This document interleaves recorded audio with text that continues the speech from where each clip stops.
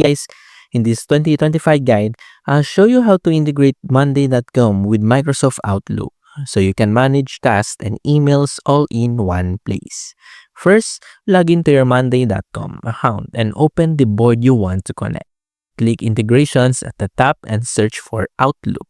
Choose the integration recipe you want, like create an item in Monday.com when a new email arrives.